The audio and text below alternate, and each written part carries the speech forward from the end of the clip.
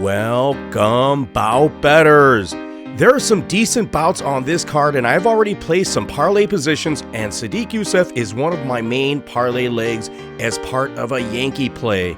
That fight with Caceres won't be a give me and should be must-watch MMA. Just like this bout between veteran underdog Trevin Jones at plus 115 and Javid Basharat at minus 150.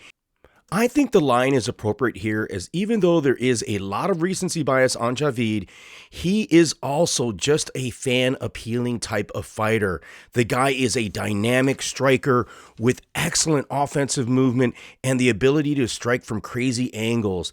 The guy moves fluidly, both defensively and offensively. He also has an absurdly good kicking arsenal due to his Taekwondo background. Cuts angles well when engaging or retreating, and this will be a huge advantage for him, as Timur Valiev was able to be effective against Jones because Jones was unable to defend the non-traditional kicking attacks. Jones is not a pressure fighter. He holds his ground and doesn't chase his opponent, nor does he circle fight. Jones is very conventional in his approach, but he isn't wild. Jones is too reactive and doesn't respond well to flurries. He looks to counterfight and is always looking to grapple, despite not having the best offensive wrestling abilities.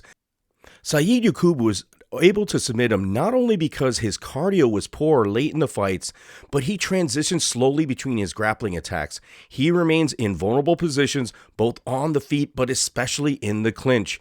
Trevin Jones' defense is very questionable, and he is susceptible to fast strikes, which Javid Basharat is both good and has good speed on the feet and with his grappling.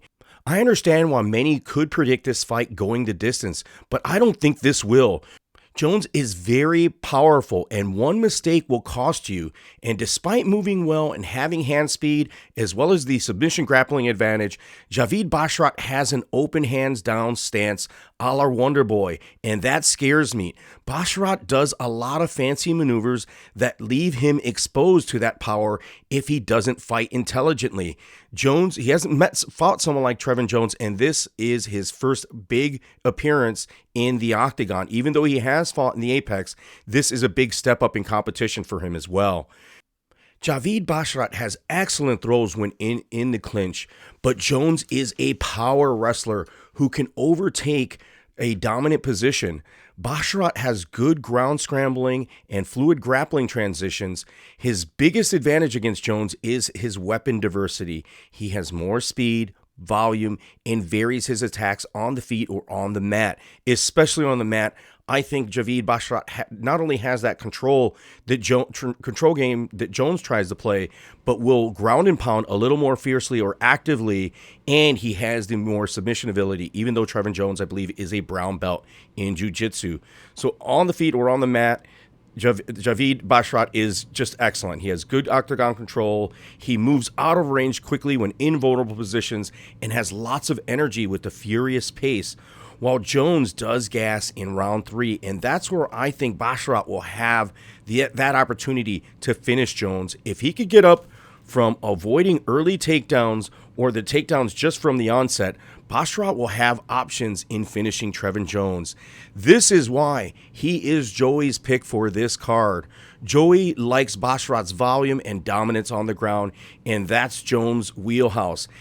But as I've mentioned, I think Bashrat has that ground advantage as well. It is some slight recency bias, but Jones is more of just a simple power threat, and Bashrat has the tools to get into a dominant top position to either ground and pound or submit Jones.